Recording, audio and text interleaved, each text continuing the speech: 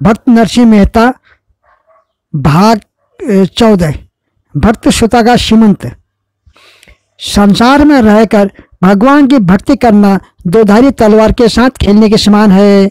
ऐसे भक्तों के सामने एक ओर तो संसारी बाधाएं दीवार की खड़ी हो जाती है और दूसरी ओर शुद्ध सात्विक जीवन की सुनहरी झलक उन्हें अपनी ओर खींचती है। फिर भी भक्त भगवान की कृपा से अपने सांसारिक और पारमार्थिक दोनों कार्य को शास्त्रों की आज्ञा से ठीक ठीक संपन्न करते हैं। मध्याह्न का समय हो चुका था। भगवान का पूजन करके नरसिंह राव भोजन की तैयारी कर रहे थे। ठीक इसी समय श्री गंगाधर मेहता के भेजे हुए ब्राह्मण ने आकर उनके हाथ में कुमकुम पत्रिका दी। पत्रिका खोलकर वह बाँचने लगे। परम स्नेही भक्तराज श्री नरसिंह राम जी, सप्रेम भगवत स्मरण। आपकी पुत्री कुंवरबाई का श्रीमंत मुहूर्त माघ शुक्ल सप्तमी रविवार को निश्चित हुआ है। अतः आपसे निवेदन है कि आप इस शुभ अवसर पर अपने इष्ट मित्रों के साथ पधारकर मेरे आगमन की शोभा बढ़ाने की कृपा करें। यहाँ सब तरह से कुशल है। आशा है आप भी कुशल पूर्वक होंगे। आपका श्री रंगधर राय। मेहता जी ने ब्राह्मण का यथोचित सत्कार किया और दूसरे दिन विदा कर दिया। भक्तराज ने अपने मन में विचार किया, आज तक के व्यावहारिक कार्यों में मेरे जीवन में यह अंतिम प्रसंग है, अतः यथाशक्ति देकर पुत्री को संतुष्ट करना चाहिए। किंतु इसके लिए मुझे क्या, मैं व्यर्थ की चिंता क्यों करूं? वही भक्तवत्सल भगवान मेरे इस अंतिम प्रसंग को भी सिद्ध करेंगे। भक्तराज ने किसी सेवक की टूटी बैलगाड़ी और बुढ़े बैलों को जोतकर जूनागढ़ से प्रस्थान किया। उनके साथ 2-4 साधुओं का समुदाय था और सामान में केवल एक भगवान की प्रतिमा, करताल तथा गोविंद चंद्र आदि पूजा की सामग्री थी। प्रायः 8-10 मिनट में भजन कीर्तन करते हुए वह ऊना पहुंच गए। श्री रंगधर मेहता के घर खूब धूमधाम के साथ उत्सव की तैयारी चल रही थी। भक्तराज के आने का समाचार सुनकर वह उनसे मिलने के लिए चले आए। उन्होंने कुशल समाचार पूछा। पुराने मकान में उनके ठहरने का प्रबंध कर दिया। सभ्य समाज तो भक्ति को एक खिलवाड़ समझता है। भला ऐसे व्यर्थ तमाशा करने वालों को किसी सुंदर स्थान में उतारने से क्या लाभ? परंतु हमारे भक्तराज के लिए तो पर्णकुटी और राजभवन एक समान थे। उन्होंने भगवान की प्रतिमा को एक किनारे स्थापित कर दिया और स्नान आदि करके नियमानुसार श्री कृष्ण कीर्तन में प्रवृत्त हो गए। पिता के आने की खबर सुनकर कुंवरबाई को बड़ी प्रसन्नता हुई। वह उनसे मिलने के लिए उस स्थान पर आई, परंतु वहां का ढंग देखकर उसे बड़ी निराशा हुई और उसकी आंखों से अश्रुधारा बहने लगी। बेटी क्यों रो रही है? भजन पूरा करके भक्तराज ने पूछा। पिताजी, सारी नागर जाति मेरा मजाक उड़ा रही है। यदि आप इस साधु मंडली के साथ न लाकर अपने कुछ भाई बंधु के साथ ले आते तो इन लोगों को बुरा न मालूम होता। कुंवरबाई ने उत्तर दिया, पुत्री, तुम उन लोगों की बात पर क्यों ध्यान देती हो?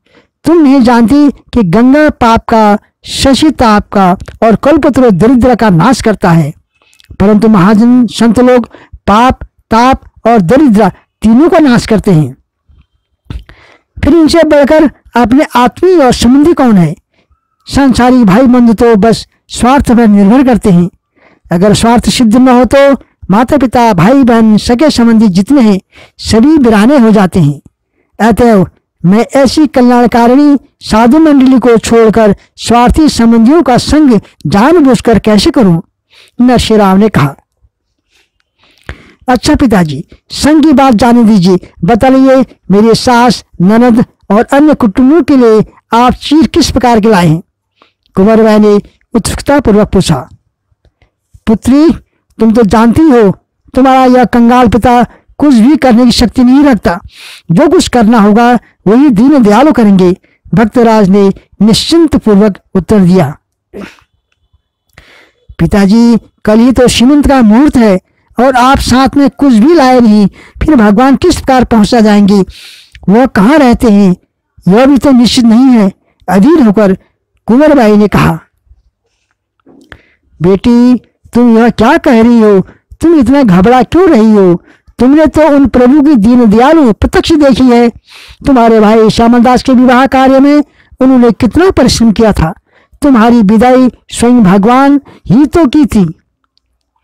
फिर तुम्हारे हृदय में ऐसी शंका क्यों उत्पन्न हुई? उनका निवास तो जड़ चेतन आकाश पाताल और पृथ्वी में सर्वत्र है। अतः तुम निश्चिंत होकर अपने घर जाओ, भगवान सब कुछ अच्छा ही करेंगे। भक्तराज ने कुंवरबाई का समाधान करते हुए कहा। कुंवरबाई कुछ आश्वस्त होकर अपने घर वापस चली गई और गृह कार्य में प्रवृत्त हो गई। इधर नरसिंह मेहता भगवान को नैवेद्य प्रदान करके साधु मंडली के साथ श्री रंगधर मेहता के घर पर आए। वहां जाति भर के लोग एकत्र हुए थे और भोजन की तैयारी हो रही थी। लोग स्नान कर करके भोजन के लिए बैठ रहे थे।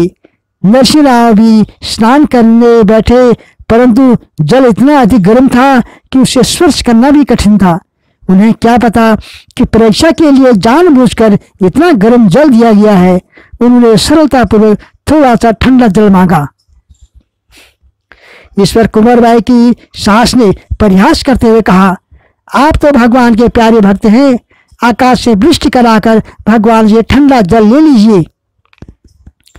वहां पर जितने नागर उपस्थित थे सबने व्यंग में एक स्वर से कहा, हा हा हा हा, ठीक तो है।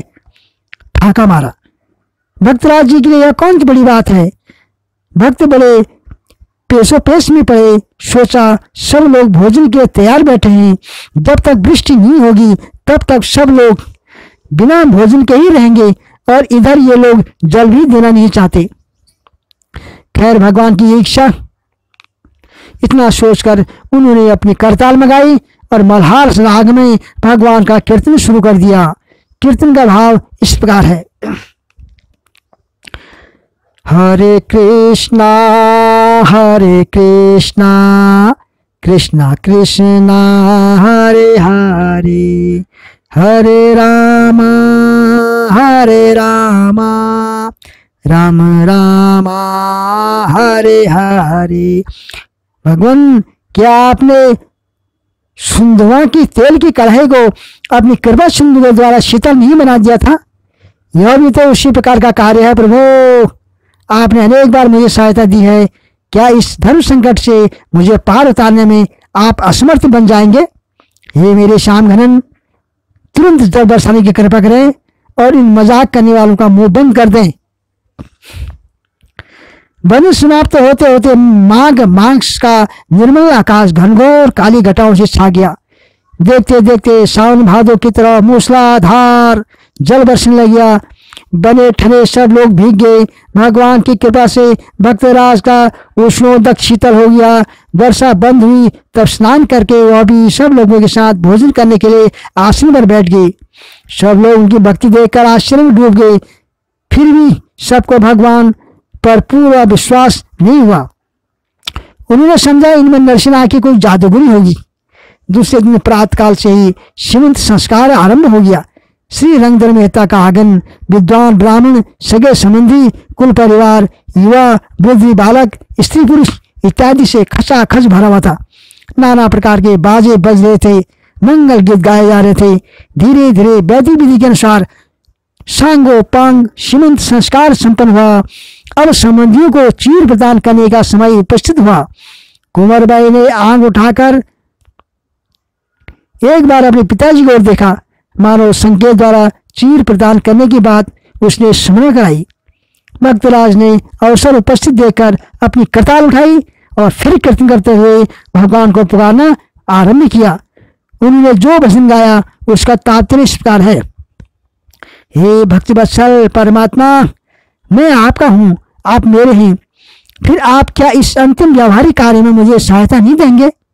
प्रभु, आपने तो ये वचन दिया है कि सकृदे प्रवन्याय तव स्मृति च याचते अभयम सर्वभूतेभ्यो ददामे तत् व्रतम मम। अर्थात जो एक बार मेरे शरण में होकर मैं तुम्हारा हूँ कहकर याचना करता है, उसको तो मैं सब भूतों से अभय कर देता हूँ। यह मेरा व्रत है। इस प्रकार भजन करते करते भक्तराज तन्मय हो गए। उधर उपस्थित स्त्रियों में भक्तराज के इस कार्य के विषय में चर्चा होने लगी। एक स्त्री ने कहा, देखो इस बैरागियों को क्या यही चीर देने का ढंग है? इस प्रकार गाने नाचने से भला भगवान आकर चीर दे जाएंगे? तुम्हें इतना ही भी मालूम नहीं? अरे पास में रखा हुआ शंख और गोभी चंदन तो हमें मिल ही जाएगा। दूसरे ने हंसते हुए कहा। यह सुनकर सभी स्त्रियां हंस पड़ी। कुंवरबाई लज्जा और अपमान के मारे सिकुड़ गई। सोचने लगी, धरती फटे तो उसमें समा जाऊं, परंतु बेचारी मौन रहने के सिवा और इस समय कर ही क्या सकती थी।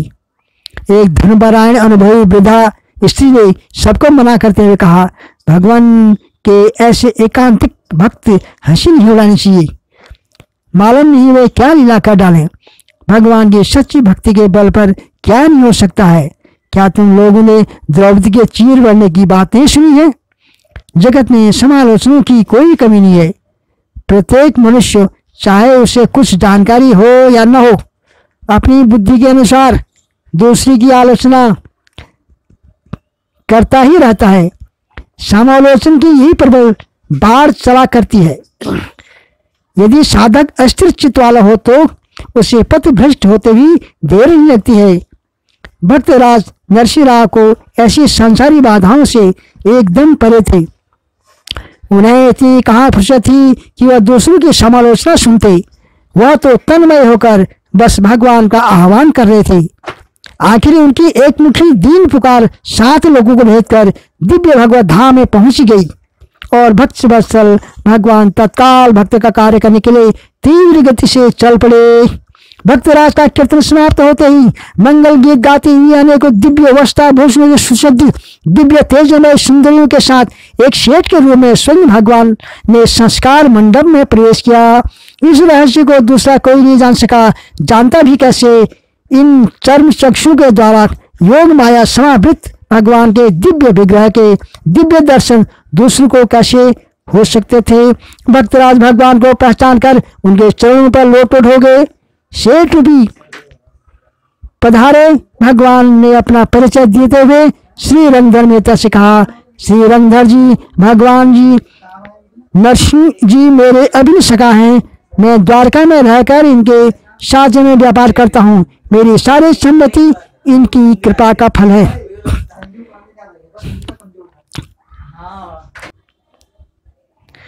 इतना कहकर शेठ जी ने अपने ही हाथों समस्त संबंधियों को अमूल्य वस्त्र भूषण प्रदान किए।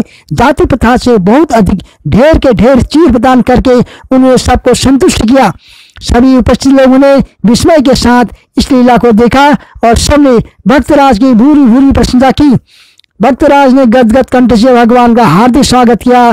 श्री रंगधर के आग्रह करने पर भगवान ने उस दिन उनका आतिथ्य स्वीकार किया और दूसरे दिन वहां से विदा होकर अंतर्धान हो गए। साधु मंडली के साथ भक्तराज भी जूनागढ़ लौट आए।